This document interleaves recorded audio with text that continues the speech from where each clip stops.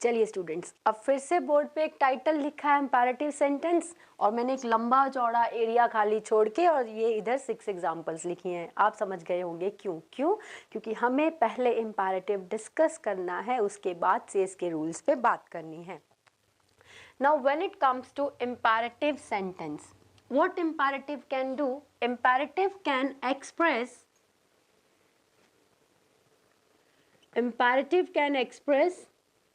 an advice, a request or an order। ठीक है, तो इम्पेरेटिव की डेफिनेशन क्या हो गई? इम्पेरेटिव एक्सप्रेस कर सकते हैं एडवाइस को, रिक्वेस्ट को, ऑर्डर को।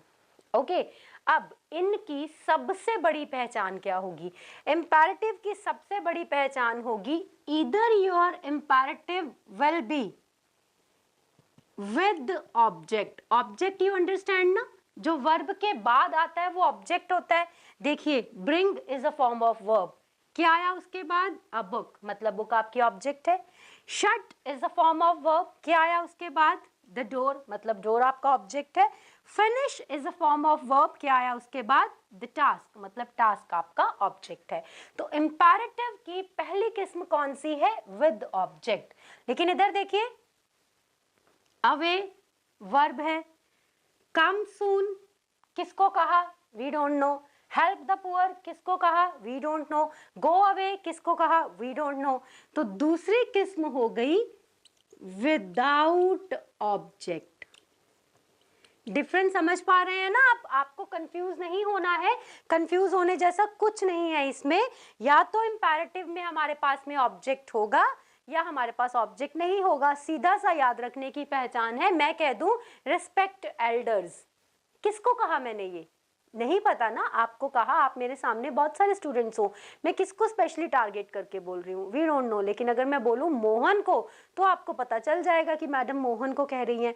तो ऐसी स्टेटमेंट्स जब आपको ना पता चले किसको कही गई हैं, तो उनको कहा जाता है इंपैरेटिव विदाउट ऑब्जेक्ट। और जिसमें वर्ब के बाद आपको डायरेक्ट ऑब्जेक्ट दिख जाए, उनको कहा जाता है imperative with object. Now you have two options. When it is about the imperative, you can use let plus V3 plus by। ये तो सिंपल सी पहचान है कि अगर आपके पास इंपैरेटिव सेंटेंस है विद ऑब्जेक्ट विदाउट ऑब्जेक्ट, तो आप सीधा लेट लगा के V3 लगा दीजिए, आपकी स्टेटमेंट बन जाएगी। या फिर आप वही डायरेक्ट इनडायरेक्ट वाले पैटर्न पे जाइए जहां हमने इंपैरेटिव सीखा था और यूज कीजिए यू आर रिक्वेस्टेड, इसी तरह you are ordered, you are advised. This is not new thing, आपने इसको पढ़ा है। इंपैरेटिव का मतलब ही होता है एक्सप्रेशन एक्सप्रेस करना। या तो लेट से अपने एक्सप्रेशन को कन्वे कर दीजिए, बात सिंपल सी है। लेकिन अगर लेट दिक्कत देता है तो you are requested, you are advised, you are ordered, ये सब लगा दीजिए। बस कंडीशन ये है कि V3 को मेंटेन रखिए। V3 नहीं होगा तो पैसिव वॉइस नहीं बन पाएगी।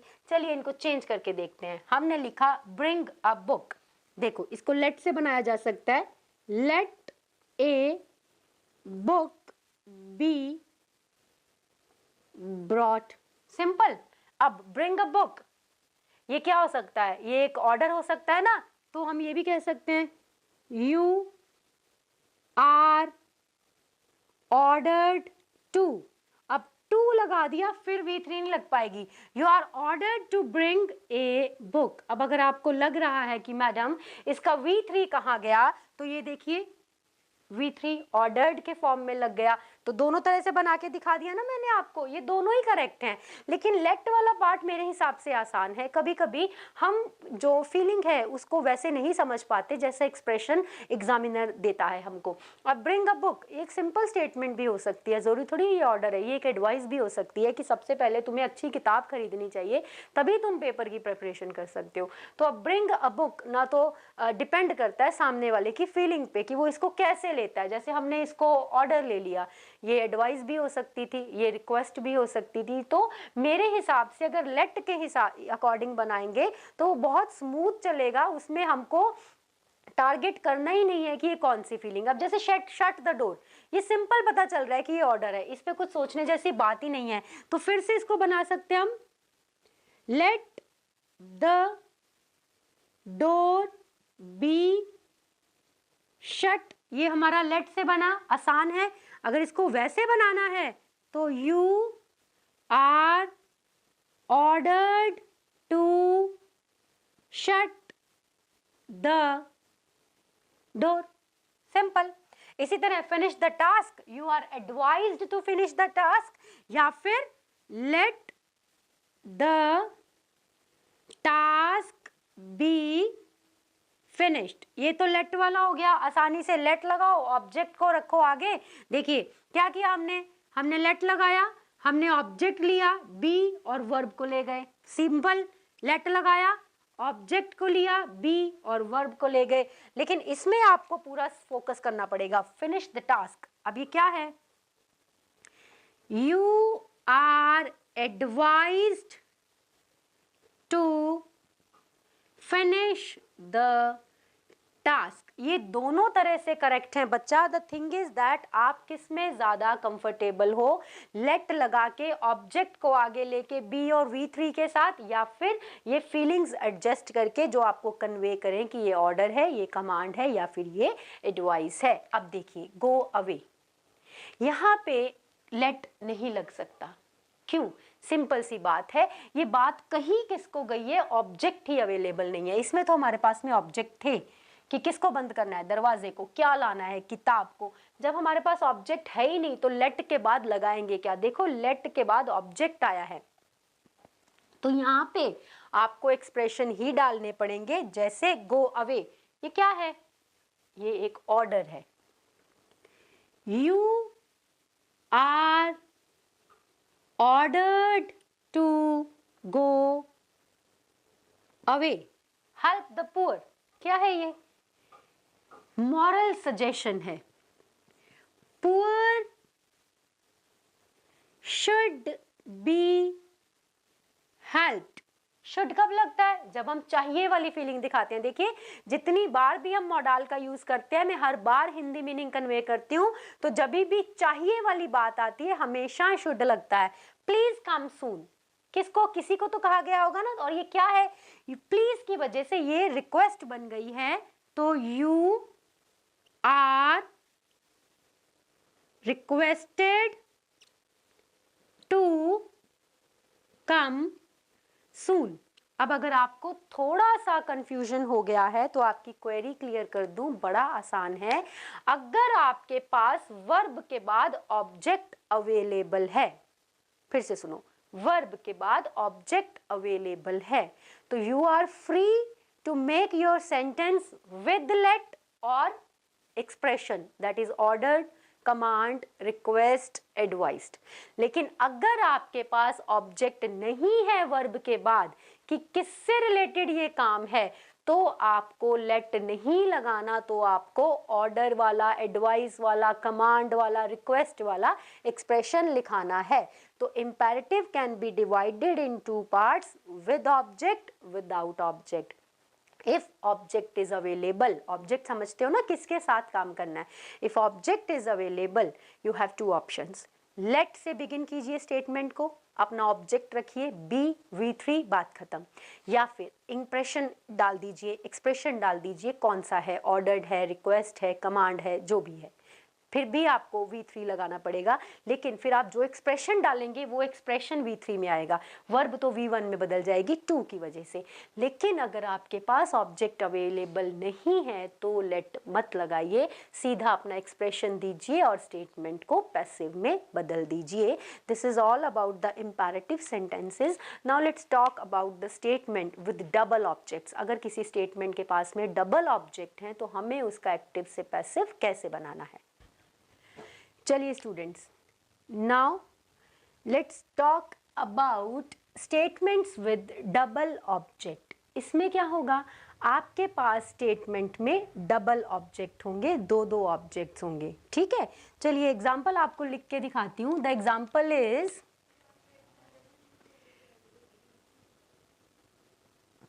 Meena gave me a book, या फिर Radha was killing a snake with a stick। एक लास्ट लिख लेते हैं, My mom is cooking delicious food in the kitchen। देखिए इन सब स्टेटमेंट्स में दो दो ऑब्जेक्ट हैं। जैसे मीना ने मुझे एक किताब दी, वर्ब के बाद आपका सारा एरिया ऑब्जेक्ट का एरिया होता है, और अगर आपकी स्टेटमेंट में एक से ज्यादा ऑब्जेक्ट हो तो उसको कहा जाता है स्टेटमेंट विद डबल ऑब्जेक्ट। जैसे यहाँ पे Radha was killing, killing is a form of verb, a snake एक ऑब्जेक्ट, विद अ स्टिक दूसरा ऑब्जेक्ट। उसके बाद my mom is cooking delicious food पहला ऑब्जेक्ट, इन द किचन दूसरा object. Now the biggest question is in दोनों में से हमारा कौन सा ऑब्जेक्ट है जो सब्जेक्ट की पोजीशन लेगा। तो my dear students, you need not to worry about this. आप दोनों में से जिसको भी आगे ले आए आपकी स्टेटमेंट गलत नहीं होगी। बस आपको याद रखना है आप इसमें प्रोविजन चलाएंगे। प्रोविजन आपको पता है कौन कौन सी है आपके पास में, बी है, बीइंग है और बीन है, और साथ में V3 और साथ में बाय। आपको ये कॉम्बिनेशन बनाना पड़ेगा। प्रोविजन आप टेंस के अकॉर्डिंग डिसाइड करेंगे। जैसे Meena gave me a book, gave क्या लगा हुआ है हमारे पास में, सेकेंड फॉर्म ऑफ वर्ब। जब हमारे पास V2 लगा होता है मतलब हमारी स्टेटमेंट सिंपल पास्ट की है। सिंपल पास्ट का पैसिव किससे बनता है, was were और V3 से। तो Meena gave me a book, a book को आगे ले आइए, a book was given to me by Meena, या फिर आप इसे ऐसे भी लिख सकते हैं, I was given a book by Meena. जैसा कि मैंने आपको बोला, आप दोनों में से जिस भी ऑब्जेक्ट को आगे ले आए उसके ऑपोजिट वाले ऑब्जेक्ट को स्टेटमेंट के सेंटर में रख दीजिए। जैसे यहाँ पे हमने बुक से स्टेटमेंट बनाई और टू मी मिडल में रखा, लेकिन इसमें हमने आई से बनाई और बुक को मिडल में रखा। ये दोनों करेक्ट हैं बस। और आपको केवल ध्यान रखना है आपका जो टेंस और V3 का रिफ्लेक्शन है वो सही होना चाहिए। जैसे Radha was killing a snake, अब वॉज किलिंग कौन सा टेंस है, V4 है। V4 को हम किस में बदलते हैं, बीइंग प्लस V3 में, है ना। तो अ snake was killing, Radha was killing a snake with a stick, तो आप चेंज कर सकते हैं, अ स्नेक was being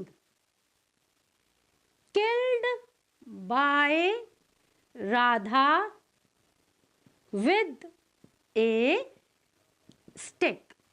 ठीक, देखिए हमने ए स्नेक को एज अ ऑब्जेक्ट आगे लिया, was हेल्पिंग वर्ब रहा, ing को खत्म करने के लिए being और साथ में V3 लगा दिया, by राधा आपका ऑब्जेक्ट है, विद अ स्टिक आप ऐसा भी लिख सकते थे, snake was being killed with a stick by Radha.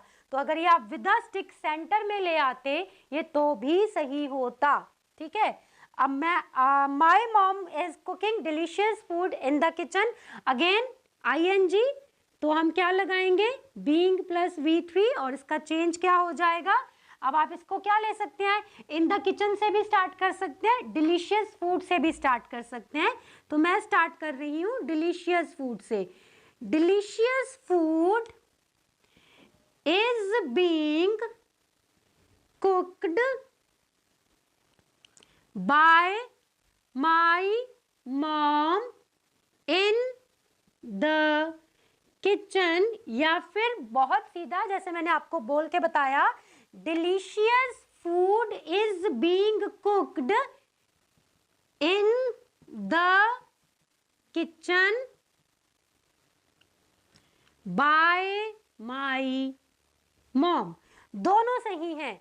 आप इन द किचन को बाय माई मॉम के पहले भी रख सकते हैं, इन द किचन को बाय माई मॉम के बाद भी रख सकते हैं। इसी तरह विद आस्टिक को जैसे मैंने वर्बली बोल के बताया, बाय राधा के पहले भी रख सकते हैं, बाय राधा के बाद भी रख सकते हैं। तो मुझे लगता है अब ये आपको नहीं भूलना चाहिए, आप इसे याद रखेंगे। अगर आपकी स्टेटमेंट ड्यूअल ऑब्जेक्ट दिखा रही है तो you are free to choose आप किस ऑब्जेक्ट से स्टेटमेंट की शुरुआत करेंगे। जिस ऑब्जेक्ट से स्टेटमेंट की शुरुआत करेंगे उसके बाद वाले ऑब्जेक्ट को you can put at the centre और you can put at the last, both are correct. कोई आपके नंबर नहीं काटेगा, बस आपका टेंस का करेक्शन सही होना चाहिए, प्रोविजन सही होनी चाहिए, बाय का यूज सही होना चाहिए। इसके बाद से हम बात करेंगे WH कैटेगरी की। अगर आपकी स्टेटमेंट क्वेश्चन मार्क से स्टार्ट होती है तो आपको उसको कैसे चेंज करना है। क्वेश्चन मार्क वाली स्टेटमेंट तो मैंने आपको सिखाई है, जैसे have you done your work, ठीक है, तो has your work been done by you, ये तो क्वेश्चन मार्क मैंने आपको सिखाया है। लेकिन मैंने आपको क्या बोला कि अब हम बात करेंगे WH क्लास की क्वेश्चन मार्क की। तो यहाँ पे has, have, has, will, shall, is, am, are के क्वेश्चंस नहीं बनेंगे, हेल्पिंग वर्ब के क्वेश्चंस नहीं बनेंगे, यहाँ हम WH क्लास से क्वेश्चन बनाएंगे। तो now let's talk about interrogative active to passive statement starting with WH family. चलिए, जैसे कि हमने कहा कि हम WH क्लास की बात करते हैं इंटेरोगेटिव के पॉइंट ऑफ व्यू से, तो ये आपके सामने इंट्रोगेटिव सेंटेंस लिखा है, पैटर्न बना दिया मैंने और क्वेश्चन छोड़ दिए। अगेन पहले डिस्कशन होगी, उसके बाद से हम इन रूल्स को लिखेंगे।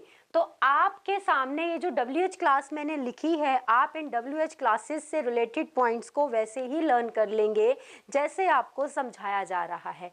अगर आपकी स्टेटमेंट वाई, when या how से स्टार्ट होती है, place them at the beginning।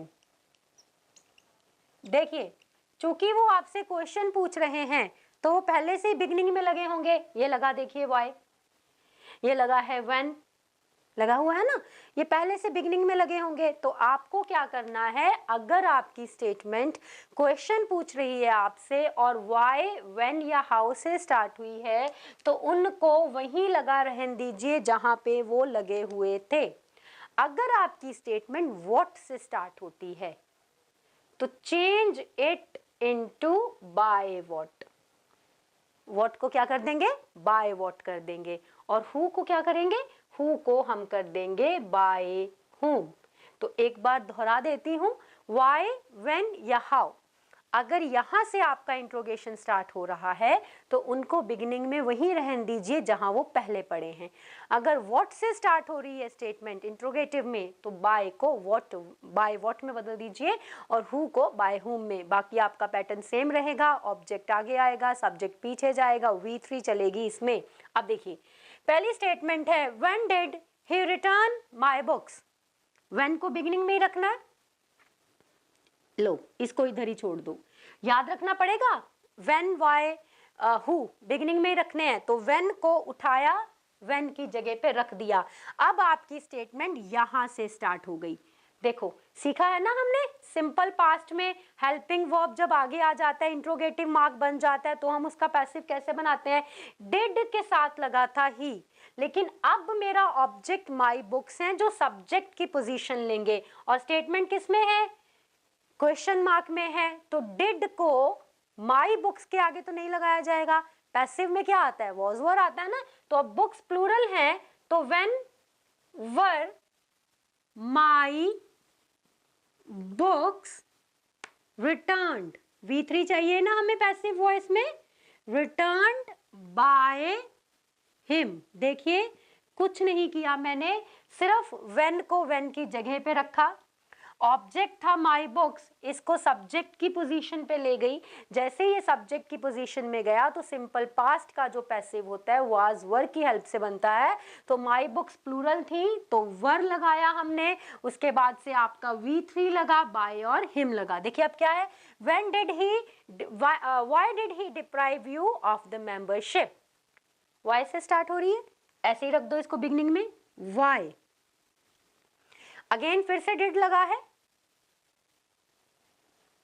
Membership आपका ऑब्जेक्ट है तो वाई वॉज, वाई हमारा ऑब्जेक्ट क्या है, ये ड्यूअल ऑब्जेक्ट है हमारा, जो हमने अभी सीखा थोड़ी देर पहले कि अगर ड्यूअल ऑब्जेक्ट होते हैं तो हम दोनों में से कोई भी ऑब्जेक्ट आगे लेके जा सकते हैं। तो मैं लेके जा रही हूँ यू को आगे, यू को लैंग्वेज आउट ऑफ एटिकेट्स आई और यू को प्लूरल मानती है, तो डिड की रिप्लेसमेंट हो जाएगी वर से। वाई वर यू, वर्ब क्या है, deprived. Why were you deprived, किससे डिप्राइव्ड हुआ है, मेंबरशिप से। Why were you deprived of the membership, किसने किया, उस by him। देखिए y को y ही रहने दिया, ऑब्जेक्ट u को आगे ले गए, did की जगह पे लग गया वर, और बाकी सारी स्टेटमेंट V3 by प्लस आपका सब्जेक्ट जो अब ऑब्जेक्ट की लोकेशन पे पड़ा है। अब क्या है, what amused you, what को किससे बदलते हैं, by what से। चलिए चेंज करते हैं, बाय व्हाट। अब क्या है ऑब्जेक्ट, यू, सब्जेक्ट की पोजीशन लेगा, स्टेटमेंट क्वेश्चन मार्क में है, तो by what were you amused. ठीक है, देखो कुछ भी कंफ्यूज होने जैसा नहीं है, ये जो इंप्रेशन हमने लिखे हैं हम इनका चेंजिंग ऐड कर रहे हैं, और उसके बाद से वही हम चला रहे हैं जो हमने अब तक सीखा कि सब्जेक्ट के अकॉर्डिंग हेल्पिंग वर्ब डिसाइड करो, अपना प्रोविजन लगाओ, V3 लगाओ, बाय लगा के स्टेटमेंट को खत्म कर दो। लास्ट पार्ट है, who can question Gandhi's integrity. Who किस में चेंज होता है, बाय हुम में, तो बाय हुम। अब देखो बार बार कह रही हूं क्योंकि स्टेटमेंट क्वेश्चन मार्क के फॉर्मेट में है, तो हेल्पिंग मोडाल वर्ब को WH कैटेगरी के बगल से नहीं हटाया जा सकता। अगर उसको वहां से हटा देंगे तो स्टेटमेंट क्वेश्चन मार्क नहीं रह जाएगी। तो बाय हुम कैन, ठीक है, यहां तक का पैटर्न सेम हो गया। किसको आगे लेके जाना है, गांधी की इंटेग्रिटी को, क्योंकि ये हमारा ऑब्जेक्ट है। By whom can Gandhi's integrity be, modal verb के साथ क्या प्रोविजन लगती है, बी, वर्ब क्या है, क्वेश्चन, QUESTIONED क्वेश्चन मार्क। तो एक बार फिर से सुन लीजिए, अगर वाई, व्हेन या हाउ है और क्वेश्चन पूछा जा रहा है आपसे, तो इनको बिगिनिंग में रहने दीजिए। व्हाट है तो उसको बाय व्हाट में बदल दीजिए, हु है तो उसको बाय हुम में बदल दीजिए, और आपको याद रखना है ये इनके साथ में हेल्पिंग वर्ब के कॉम्बिनेशन को नहीं तोड़ सकते। हेल्पिंग वर्ब का कॉम्बिनेशन टूट जाएगा तो हमारी स्टेटमेंट इंट्रोगेटिव नहीं रह जाएगी। लेकिन इंट्रोगेटिव नहीं खत्म कर सकते वो मैं मान रही हूँ, लेकिन डिड को डिड नहीं रखेंगे। डिड पैसिव नहीं, एक्टिव वॉइस है, पैसिव वॉइस में ये वॉज वर्ब में चेंज होगा। तो आप जिस भी ऑब्जेक्ट को सब्जेक्ट की पोजीशन देंगे उसके हिसाब से देखिए ये सिंगुलर है कि प्लूरल है। प्लूरल है तो वर से, सिंगुलर है तो वॉज से। जैसे कि माई बुक्स प्लूरल था तो हमने वर लगाया, ठीक है, यू प्लूरल था तो वर लगाया। तो आपको याद रखना है, आप इन चेंजेस को अपने दिमाग में रखेंगे और अपने बेसिक पैटर्न को नहीं भूलेंगे। बेसिक पैटर्न है subject plus helping verb plus main verb, जिसको चेंज करते हैं subject plus helping verb plus provision plus main verb plus by plus V3, ये आपका फंडामेंटल है। उसके अलावा आपने इंपैरेटिव सीखे जिसमें आपको मैंने बताया लेट के साथ अगर आप बी लगा देते हैं उसमें जिसमें आपके पास ऑब्जेक्ट है तो आपकी स्टेटमेंट सीधी बन जाएगी। अगर आपके पास ऑब्जेक्ट नहीं है तो फिर आप इंपैरेटिव के एक्सप्रेशन दीजिए, ऑर्डर, रिक्वेस्ट, कमांड को। डबल ऑब्जेक्ट है तो जिसमें जिस ऑब्जेक्ट को चाहें उसी ऑब्जेक्ट को आगे ले जाइए, आपकी स्टेटमेंट गलत नहीं होगी, लेकिन आपका टेंस फॉर्मुलेशन सही होना चाहिए। इसके बाद से let's go for a practice session from active to passive voice.